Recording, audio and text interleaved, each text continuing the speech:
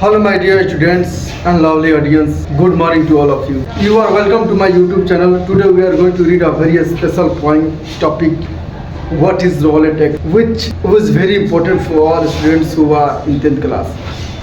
5 number के ये exam में आते हैं कि रॉलेट एक्ट क्या होता है, जालियांवाला बाग क्या होता है। तो रॉलेट एक्ट एक ऐसा कानून है जो अंग्रेजों के द्वारा हमारे भारतीयों पे लागू किया गया। कानून का एक उद्देश्य था कि हमारे भारतीयों के मन में उभरता हुआ राष्ट्रवाद प्रेम के भावना को दबाना था।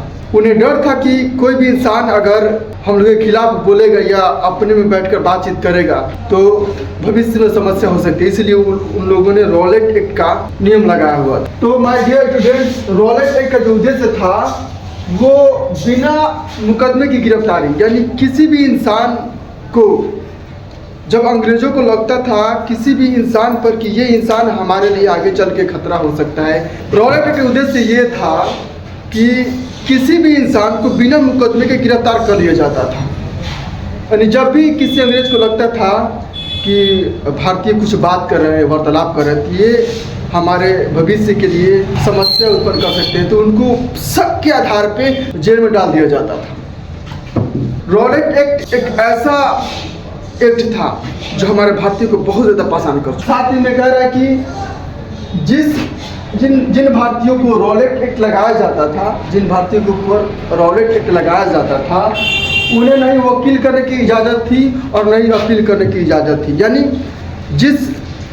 जिस पे रॉलेट एक्ट लगेगा उनको चुपचाप जेल में जाना है, ना ही वो कुछ बोल सकते हैं और ना ही कुछ अपने अपील कर सकते हैं। जैसे मान लीजिए कि हम किसी को पकड़ते हैं या कोई इंसान गलती करता है तो उसे हम पूछते हैं कि क्यों गलती किया, और वो बताता है कि हम इस वजह से गलती की है या हमसे ये गलती हो गया। नहीं, रॉलेट एक्ट में इस तरह से कोई नियम विधि व्यवस्था नहीं था।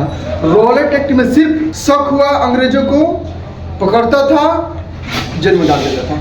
यहाँ तक कि किस जेल में डालता था, कहाँ लेकर जाया करता था, किसी को कुछ नहीं पता। हमारे भारतीय कुछ नहीं पता कि कहाँ जाएंगे, कहाँ मुकदमा होगा।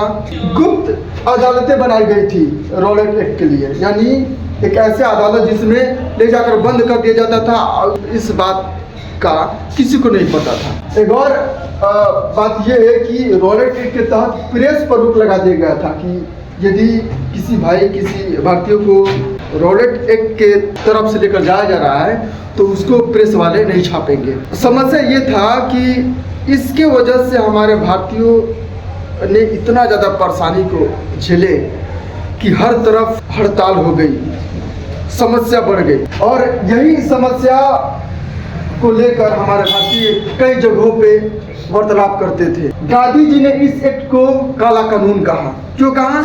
ये एक्ट ही ऐसा था कि हर हाल में जीत सिर्फ अंग्रेजों का ही होगा। इस एक्ट से हमारे भारतीय इतना ज़्यादा परेशान थे कि वो सोचने लगे कि आखिर हम इससे छुटकारा कैसे। इसी एक्ट को रॉलेट एक्ट नाम दिया गया, जिसका खुलकर आंदोलन किए गांधी जी और काला कानून का भी नाम दिया। लेकिन बात ये कि इस एक्ट ने हमारे भारत को एक नया दिशा दिया, क्योंकि अमृतसर में 13 अप्रैल 1919 में एक जगह है जालियांवाला बाग, वहाँ पे बैसाखी त्योहार के अवसर पे बहुत सारे लोग इकट्ठा हुए थे। जालियांवाला बाग एक प्रकार का फील्ड था, उसमें बहुत सारे लोग इकट्ठा हुए थे, मेला लगा हुआ था, बहुत सारे लोग अपने बात वार्तालाप भी कर रहे थे। इसी बीच जनरल अंग्रेज आता है जिसका नाम रहता है रेजिनाल्ड डायर। ये जो जब देखता है कि जालियांवाला बाग में बहुत सारे लोग अपने में आपस में बातचीत कर रहे हैं, तो वो बिना कुछ चेतावनी दिए, बिना कुछ संकेत दिए अपने सैनिकों को आदेश देता है कि सबको गोलियों से भून डालो। समझिए कि सभी सैनिकों ने अपने बंदूक से आए हुए मेले में सभी वहाँ के लोगों को गोली से भून देते हैं। और कुछ लोग बचने के लिए कुएं में भी कूद जाते हैं, लेकिन बच नहीं पाते हैं। और इसके साथ साथ बहुत सारे लोग घायल हो जाते हैं। इसी को जालियांवाला बाग भी बोला जाता है। जब रॉलेट एक्ट चल ही रहा था तब अमृतसर में एक जालियांवाला बाग जगह पे बैसाखी त्योहार के अवसर पे बहुत सारे लोग इकट्ठा हुए थे।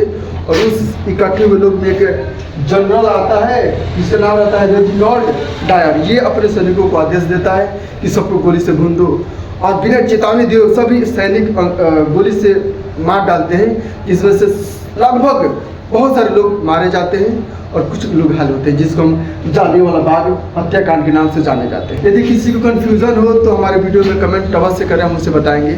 जय हिंद।